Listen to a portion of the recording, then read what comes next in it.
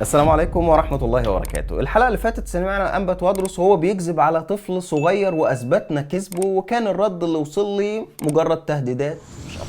فحبيت النهاردة أكمل السلسلة دي وأوضح ليكم قد إيه الآباء الكهنة والقساوسة كذبوا على المسيحيين حتى في كلامهم عن الإسلام، عشان بعد كده ما حدش يجي يقول لي أصلهم بيكذبوا في إيمانهم وإنت مالك. الناس دي كذبت على كتابهم المقدس، كذبت على آباء الكنيسة الأولى، وكذبت على مخطوطات الكتاب المقدس، بل وكذبت على كتبنا الإسلامية كمان. تابعوا الحلقة.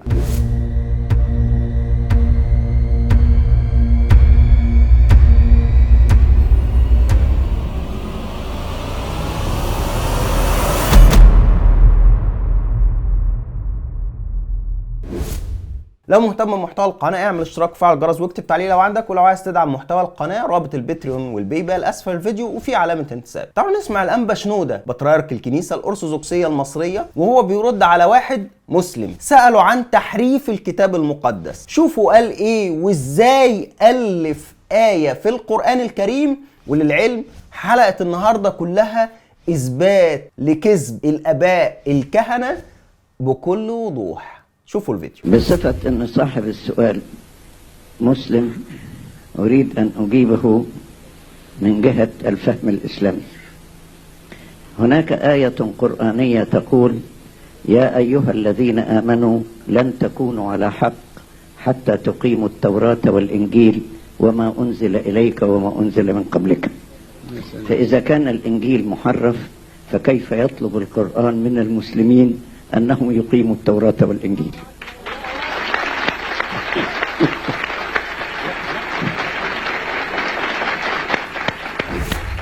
تخيل يا مسيحي مفيش آية في القرآن بتقول كده. الكلام اللي قاله البابا شنودة ده مش موجود بح. وبالرغم من كده إلا إن اللي حواليه سقفوا له بحرارة.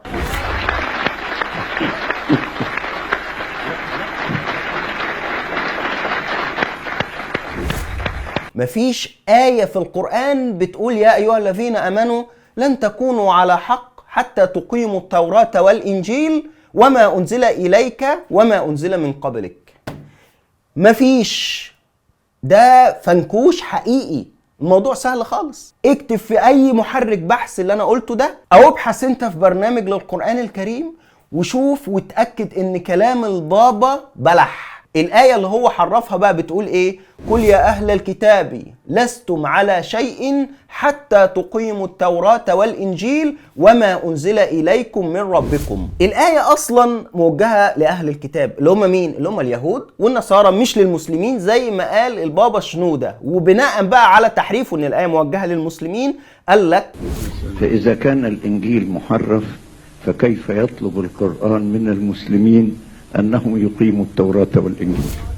يعني حرف الآية وقال لك إزاي القرآن هيطالبهم بإقامة التوراة والإنجيل وهم محرفين. لكن في الواقع اللي يقرأ الآية وسياق الآيات عموما هيلاقي إن ده أسلوب قرآني، طلب المحال على سبيل التبكيت. زي مثلا لما يكون عندي طفل بوظ تليفون مثلا او كسر شيء معين، فانا بقول له هو عايز يلعب بالتليفون، فانا بقول له العب بالتليفون اللي هو اتكسر اصلا. انا بقول له كده من باب التبكيت، وده اسلوب موجود حتى في السنة. ورد في صحيح ابن حبان قال النبي صلى الله عليه وسلم: من صور صورة عذبه الله حتى ينفخ فيها وليس بنافخ. يعني الحديث بيوضح ان لحد ما ينفخ فيها هيفضل يتعذب وهو مش هينفخ. فكذلك الأمر، الله سبحانه وتعالى بيطلب منهم إقامة التوراة والإنجيل، وده مش هيحصل لأنها كتب اتحرفت أصلا. وبعدين إحنا مؤمنين بتوراة أنزلها الله سبحانه وتعالى على موسى مكتوبة عليه السلام، ومؤمنين بإنجيل أنزل الله سبحانه وتعالى على عيسى. هل ده موجود ما بين أيدي النصارى؟ لا. ولو البابا او غيره قرأ بس توضيح المسلمين للآية، ما دام هم يعني مش بيفهموا اللغة العربية، هيلاقي مثلا في الفصل في الملل والنحل لابن حزم بيقول: وهكذا نقول ولا سبيل لهم إلى إقامتها أبدا، اللي هي التوراة والإنجيل، لرفع ما أسقطوا منها، اللي هو خلاص في تحريف، فليسوا على شيء إلا بالإيمان بمحمد فيكونون حينئذ مقيمين للتوراة والإنجيل اللي هي أصلا بشرت بمجيء النبي صلى الله عليه وسلم. يعني لن يكتمل إيمانهم إلا بمحمد صلى الله عليه وسلم. ففهم الآية أصلا لا يثبت أبدا صحة الكتب المحرفة دي، لكن تثبت إن الله سبحانه وتعالى بيتحداهم بطلب المحال على سبيل التبكيت. ومن الآخر كده اعرفوا بس الأول عدد أصفار كتابكم وتوحدوا عليه، وبعدين اثبتوا صحة كتبكم المختلف عليها من الطوائف أصلا. يعني إذا كان الأرثوذكس نفسهم مختلفين في عدد أصفار العهد الجديد، مش بقولك العهد القديم، وده أنا أثبته الحلقة اللي فاتت بتاعت الطفل اللي سأل البابا توادرس، أثبته بما لا يدع مجال للشك. المراجع تدرس يعقوب ملطي وغيره من علماء المسيحية الأرثوذكس بيقولوا إن في الأرثوذكسية في خلاف ما بين الأصفار، وحتى الخلاف ده واصل للعهد الجديد، وده كله بقى كوم غير اختلاف آباء الكنيسة قبل وبعد القرن الرابع في العهد الجديد والعهد القديم كمان. كلام البابا شنودة مش الوحيد على فكرة، في عشرات الفيديوهات له والغيره وهو بيكذب كذب صريح، لكن احنا أخدنا كنموذج مش أكتر. ومن الأنبا شنودة للقس رفعت فكري وهو بروتستانت، أستاذ بصراحة، لكن في الحقيقة هو أستاذ في الكذب والتدليس. فمثلا بيقول إن المسيح هيحاسب الناس يوم القيامة. فين حضرتك الكلام ده؟ وفي كتاب الملل والأهواء والنحل الجزء الأول صفحة 77 بيقول كده: المسيح هو الذي يحاسب الخلق في الآخرة. قولوا لنا النصوص دي معناها إيه؟ واللي هيحاسب الخلق في الآخرة مش هو الديان؟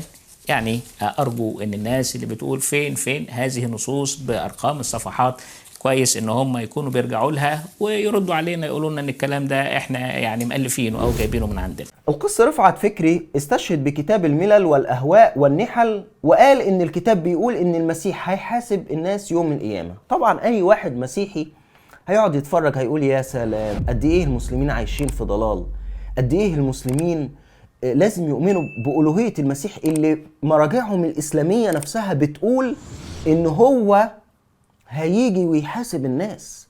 ازاي المسلمين يظلوا على الايمان بان المسيح مش هو الله الى وقتنا هذا وعندهم الكلام ده في المراجع الاسلاميه؟ المشكله ان القس رفعت قال يعني ارجو ان الناس اللي بتقول فين هذه النصوص بارقام الصفحات كويس ان هم يكونوا بيرجعوا لها ويردوا علينا يقولوا لنا ان الكلام ده احنا يعني مؤلفينه او جايبينه من عندنا. يا ريت نرجع للكتب دي ونقول الكلام ده معناه ايه. انا طبعا رجعت للكتاب اللي هو ذكره، اكتشفت قد ايه الكهنة والقساوسة اللي بيتكلموا في الاسلام وفي المسيحية برضو بيضلوا الناس بالكذب، لان ده المعتاد عندهم، ولان هم مش هيعرفوا يقولوا شيء الا بالكذب زيه زي غيره. المرجع ما كانش بيقول الكلام ده، المرجع كان بيذكر الكلام ده وبيرفضه، بيرد عليه وبيقول المرجع ان الكلام ده كذب. لكن القس رفعت فكري كذب ودلس على الاسلام وعلى المسلمين وعلى المسيحيين. تخيلوا كده واحد جايب كتاب شبهات مثلا شبهات وهمية. منيس عبد النور كان بيكتب: قال المعترض أن إنجيل يوحنا مجهول الكاتب وأننا لا نعرف من كتبه وأننا كذا وكذا وكذا. فيقوم هو إحنا بقى نيجي بقى كمسلمين نيجي نقول هنشيل بقى كلمة قال المعترض ونقول القس منيس عبد النور بيقول إن كاتب إنجيل يوحنا مجهول. تخيلوا كده الوضع هيبقى عامل إزاي؟ ده بالحرف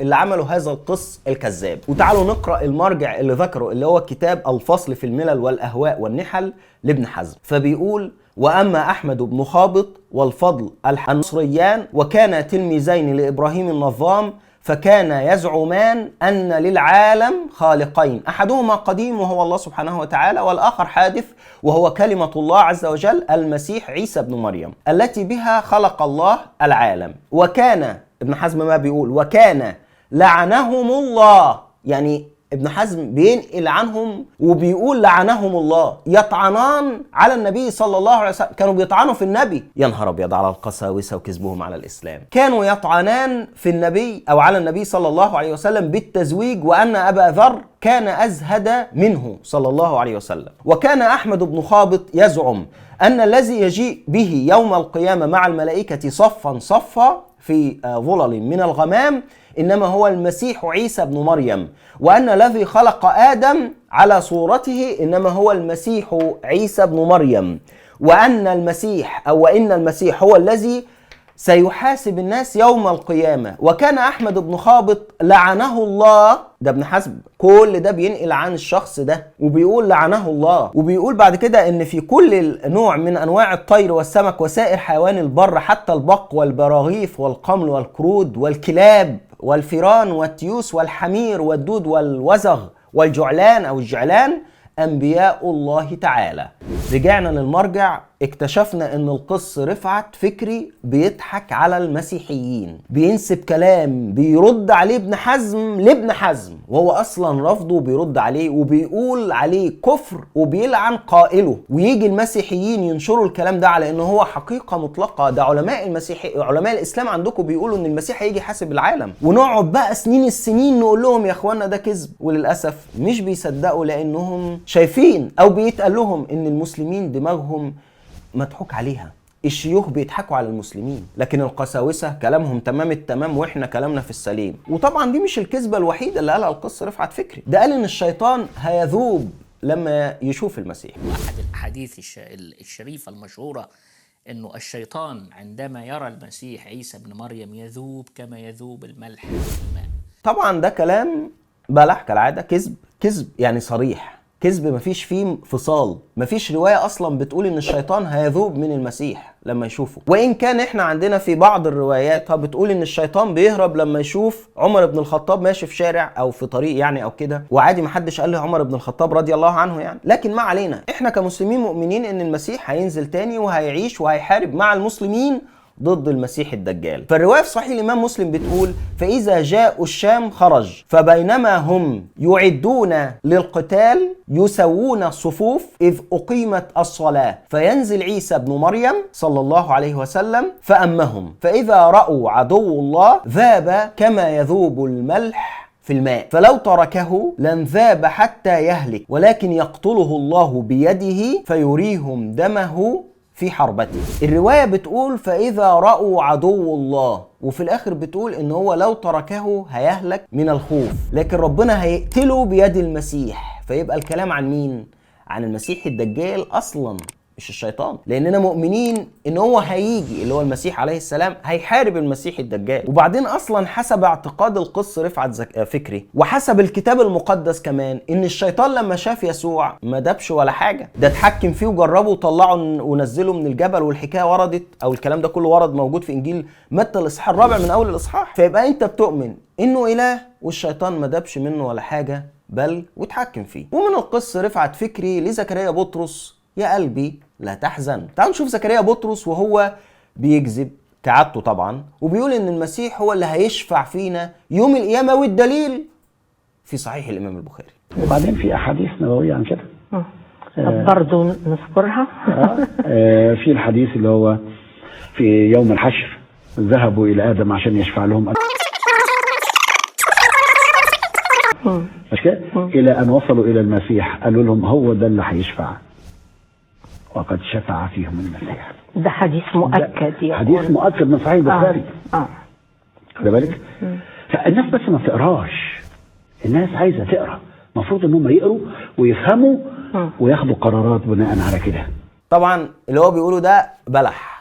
مفيش رواية في صحيح الإمام البخاري بتقول إن المسيح هو الشفيع للناس يوم القيامة على الإطلاق، بس هما دايما النصابين والكذابين أمثال زكريا بطرس لازم يتكلموا بثقة ويحسسك إن هو صادق جدا كده في كلامه، ويقول لك ده حديث مؤكد. ده حديث مؤكد يعني. حديث مؤكد من صحيح البخاري. معرفش يعني إيه مؤكد دي، بس ما علينا يعني. المهم نرجع لصحيح الإمام البخاري زي ما هو موجود كده في الصورة والرواية كاملة. لو عايزين تقرأوها وقفوا الفيديو وقرأوها براحتكم. فبيقول إنهم هيروحوا لكل الأنبياء وهيطلبوا الشفاعة، ومفيش حد هيشفع حتى المسيح، لحد آخر الرواية بتقول: أتوا النبي صلى الله عليه وسلم فيأتوني فأسجد تحت العرش فيقال يا محمد ارفع رأس واشفع تشفع وسل تعطى. يبقى مين الشفيع؟ النبي محمد صلى الله عليه وسلم. لكن زكريا بطرس لأنه اتربى على الكذب فده المعتاد بتاعه، كذب لأنه هو اتربى على كده، ودي مش أول ولا آخر مرة على فكرة. مثال كمان كده سريع لزكريا بطرس لما قال إن العلقة وهي كلمة فيها إعجاز اللي هي موجودة في القرآن، فهو حاول يشيل الإعجاز ده من القرآن ويقول لك دي موجودة في الكتاب المقدس. فين يا حضرة؟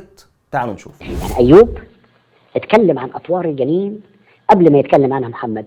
أيوب كان سنة 2000 قبل الميلاد، يبقى بينه وبين محمد حوالي 2700 سنة. واتكلم عنها. وفي سفر المزامير مزمور 139 يقول: نسجتني في بطن أمي أحمدك لأنك صنعتني بإعجازك المدهش، لم تختفي عنك عظامي حينما صنعت في الرحم، أبدعتني هناك في الخفاء، رأتني عيناك علقة وجنينا وقبل أن تخلق أعضائي كتبت في سفرك. وكان داود النبي قبل محمد ب1100 سنة.